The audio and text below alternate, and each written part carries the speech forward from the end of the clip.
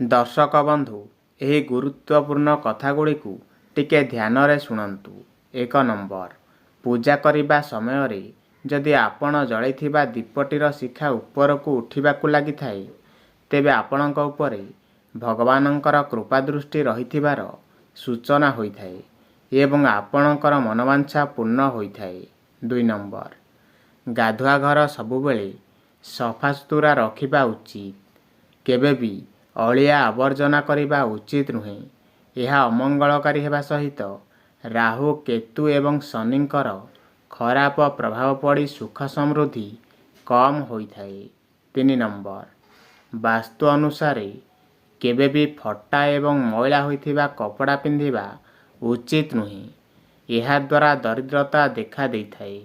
ତେଣୁ ଗାଧୋଇବା ପରେ ସଫାସୁତୁରା କପଡ଼ା ପିନ୍ଧିବା ଦ୍ୱାରା ଶୁଭ ଏବଂ ମଙ୍ଗଳକାରୀ ହୋଇଥାଏ। 4 ନମ୍ବର, ଦୁଆର ମୁହଁରୁ କୌଣସି ଅସହାୟ ଲୋକଙ୍କୁ ଖାଲି ହାତରେ ଫେରାଇବା ଉଚିତ ନୁହେଁ। ନିଜ ସାମର୍ଥ୍ୟ ଅନୁସାରେ ତାଙ୍କୁ ସାହାଯ୍ୟ କରିବା ଦରକାର। ଏହାଦ୍ୱାରା ପ୍ରଭୁଙ୍କର କୃପା ମିଳେ ବୋଲି ମାନ୍ୟତା ରହିଛି। 5 ନମ୍ବର, ଯେଉଁ ଲୋକଙ୍କର ମୁହଁର ଡାହାଣ ପାଖରେ କଳା ଯାଇଥାଏ, ସେ ପରୋପକାରୀ ଏବଂ ମାନ ସମ୍ମାନର ଅଧିକାରୀ ହୋଇଥାନ୍ତି। ଏହି ଲୋକଙ୍କ ଉପରେ ସବୁବେଳେ ଭଗବାନଙ୍କର ଆଶୀର୍ବାଦ ରହିଥାଏ।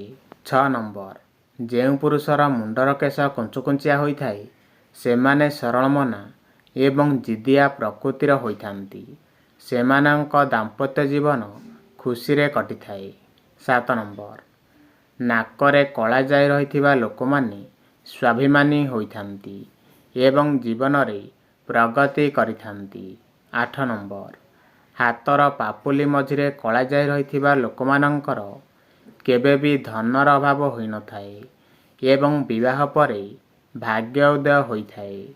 9 ନମ୍ବର, ପାଦର ଆଙ୍ଗୁଠିରେ କଳାଜାଇ ଚିହ୍ନ ରହିଥିବା ଲୋକମାନଙ୍କର ଭ୍ରମଣ କରିବାକୁ ଭଲ ପାଇଥାନ୍ତି ଏବଂ ଅନ୍ୟର ଉପକାର ମଧ୍ୟ କରିଥାନ୍ତି।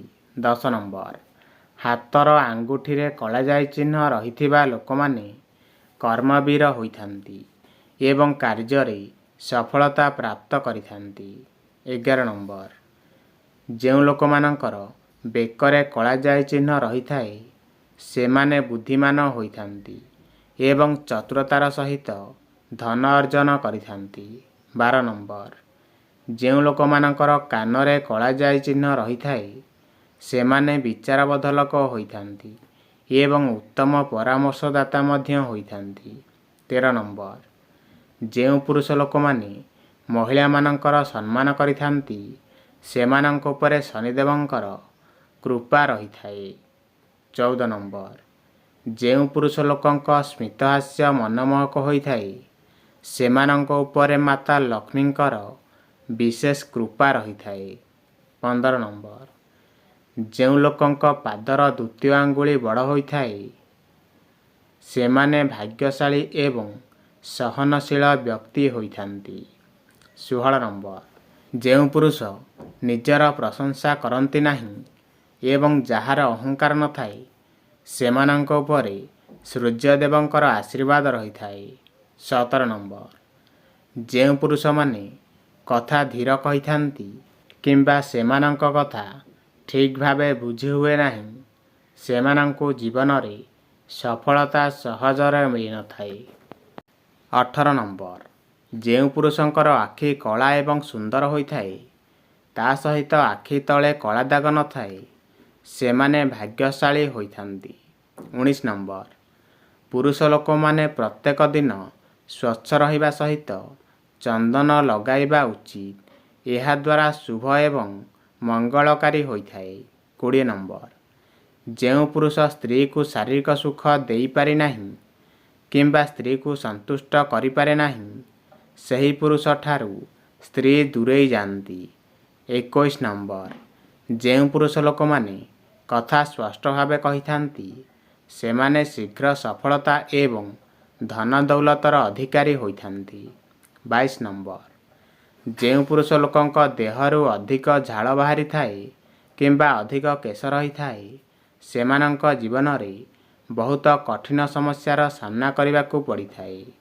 23 ନମ୍ବର, ଯେଉଁ ପୁରୁଷ ଲୋକଙ୍କ ମଥା ଚଉଡ଼ା ହୋଇଥାଏ ଅଥବା 4 ଆଙ୍ଗୁଳିରୁ ଅଧିକ ହୋଇଥାଏ ସେମାନେ ଭାଗ୍ୟଶାଳୀ ପୁରୁଷ ହୋଇଥାନ୍ତି। 24 ନମ୍ବର, ଯେଉଁ ପୁରୁଷ ଲୋକଙ୍କର ମଥାରେ କୌଣସି ଦାଗ ରହିଥାଏ ସେମାନଙ୍କୁ ଜୀବନରେ ଯେକୌଣସି ସଫଳତା ପ୍ରାପ୍ତ କରିବା ପାଇଁ ବହୁତ ସଂଘର୍ଷ କରିବାକୁ ପଡ଼ିଥାଏ। 25 ନମ୍ବର, ଯେଉଁ ଲୋକମାନଙ୍କର ଓଠରେ କଳାଜାଇ ଚିହ୍ନ ରହିଥାଏ ସେମାନେ ମିଷ୍ଟଭାଷୀ ହୋଇଥାନ୍ତି ଏବଂ ଭାଷା ଦ୍ୱାରା ଅନ୍ୟମାନଙ୍କ ମନ କିଣିଥାନ୍ତି। 26 ନମ୍ବର, କେବେ ବି ଅନ୍ୟମାନଙ୍କ ପାଇଁ ରହିଥିବା ଖାଦ୍ୟ ଖାଇବା ଉଚିତ ନୁହେଁ କିମ୍ବା ପାଖରେ ଥିବା ଯେକୌଣସି ପ୍ରାଣୀକୁ ଭୋକିଲା ରଖି ଖାଦ୍ୟ ଖାଇବା ଅନୁଚିତ। 27 ନମ୍ବର, ଯଦି କୌଣସି ଶାରୀରିକ କଷ୍ଟ କିମ୍ବା ଯନ୍ତ୍ରଣା ଦେଖାଦେଇଥାଏ ତେବେ ଶନିବାର ଦିନ ସୋରିଷ ତେଲରେ ଖାଦ୍ୟ ପ୍ରସ୍ତୁତ କରି ଶାରୀରିକ ବିକଳାଙ୍ଗ କିମ୍ବା ଗରିବ ଲୋକଙ୍କୁ ଖାଇବାକୁ ଦେବା ଦ୍ୱାରା ଶାରୀରିକ କଷ୍ଟ ଦୂର ହୋଇଥାଏ। 28 ନମ୍ବର, କୌଣସି ଦିନ ସ୍ନାନ କରିବା ପରେ ମନ୍ଦିର ଯାଇ ମହାଦେବଙ୍କୁ ଗୌରୀଶଙ୍କର ରୁଦ୍ରାକ୍ଷ ଅର୍ପଣ କରିବା ଦ୍ୱାରା ମଙ୍ଗଳକାରୀ ହେବା ସହିତ ବହୁଦିନରୁ ରହିଥିବା ମନୋବାଞ୍ଛା ପୂର୍ଣ୍ଣ ହୋଇଥାଏ। 29 ନମ୍ବର, କେବେ ବି ସମ୍ପୂର୍ଣ୍ଣ ଉଲଗ୍ନ ହୋଇ ଶୋଇବା ଉଚିତ ନୁହେଁ। ଏହାଦ୍ୱାରା ଘରର ସୁଖ ଶାନ୍ତି ନଷ୍ଟ ହୋଇଥାଏ ଏବଂ ଧନର ଅଭାବ ଦେଖାଦେବା ସହିତ ଶରୀର ରୋଗଗ୍ରସ୍ତ ହୋଇଥାଏ। 30 ନମ୍ବର, ଶାସ୍ତ୍ର ଅନୁସାରେ କୌଣସି ମନ୍ଦିର କିମ୍ବା ଶ୍ମଶାନରେ କେବେ ବି ଶୋଇବା ଉଚିତ ନୁହେଁ ଏବଂ ଯଦି ଘରେ ଏକା ରହୁଛନ୍ତି ତେବେ ପାଖରେ ଲୁହା ଜିନିଷ ଏବଂ ପାଣି ପାତ୍ର ରଖିବା ଉଚିତ। 31 ନମ୍ବର, ରାତ୍ରି ଭୋଜନ ପରେ ରୋଷେଇ ଘରେ ଅଇଁଠା ବାସନ ରଖିବା ଉଚିତ ନୁହେଁ। ଏହାଦ୍ୱାରା ମା ଲକ୍ଷ୍ମୀ କ୍ରୋଧିତ ହୋଇଥାନ୍ତି। ତେଣୁ ଅଇଁଠା ବାସନକୁ ରୋଷେଇ ଘରୁ ବାହାର କରିଦିଅନ୍ତୁ କିମ୍ବା ରାତିରେ ଧୋଇ ଦିଅନ୍ତୁ। ଅଇଁଠା ବାସନରେ କାହାକୁ ଖାଦ୍ୟ ପରସନ୍ତୁ ନାହିଁ। 32 ନମ୍ବର, ଯେଉଁ ବିବାହିତା ମହିଳା ସକାଳୁ ବିଳମ୍ବରେ ବିଛଣା ଛାଡ଼ନ୍ତି ସେହି ମହିଳାମାନଙ୍କ ଉପରେ ମା ଲକ୍ଷ୍ମୀ କ୍ରୋଧିତ ହୋଇଥାନ୍ତି। ସେହି ଘରେ ଅଲକ୍ଷ୍ମୀ ବାସ କରିଥାନ୍ତି। ମହିଳାମାନେ ସୂର୍ଯ୍ୟ ଉଦୟ ପୂର୍ବରୁ ଉଠି ସ୍ନାନ କରି ପୂଜାପାଠ ଆଳତି କରିବା ଉଚିତ। ଏହାଦ୍ୱାରା ଘରର ସୁଖ ଶାନ୍ତି ସମୃଦ୍ଧି ବୃଦ୍ଧି ହୋଇଥାଏ। 33 ନମ୍ବର, ଅନେକ ମହିଳା ଘରର ମୁଖ୍ୟ ଦ୍ୱାର ଉପରେ ଚୌକାଠ ଉପରେ ବସି ଗପ କରିଥାନ୍ତି ଏବଂ ଖାଦ୍ୟ ମଧ୍ୟ ଖାଇଥାନ୍ତି। ଏହାଦ୍ୱାରା ମା ଲକ୍ଷ୍ମୀଙ୍କର ଗୃହ ପ୍ରବେଶରେ ବାଧା ସୃଷ୍ଟି ହୋଇଥାଏ। ଏହିଭଳି ମହିଳାଙ୍କ ଉପରେ ମା ଲକ୍ଷ୍ମୀ କ୍ରୋଧିତ ହୋଇଥାନ୍ତି। 34 ନମ୍ବର, ଯେଉଁମାନେ ଆତ୍ମସମ୍ମାନକୁ ଧନ ରୂପେ ବିବେଚନା କରନ୍ତି ସେମାନେ ବାସ୍ତବରେ ଚିରଞ୍ଜୀବୀ। ଆତ୍ମସମ୍ମାନକୁ ଗୁରୁତ୍ୱ ଦେଉନଥିବା ବ୍ୟକ୍ତି ମାନଙ୍କ ପାଖରେ ଯେତେ ଧନ ଥିଲେ ମଧ୍ୟ ଯେତେ ଦିନ ବଞ୍ଚି ରହିଲେ ମଧ୍ୟ ତାର ମୂଲ୍ୟ ଅନ୍ୟମାନଙ୍କ ପାଖରେ ନଥାଏ।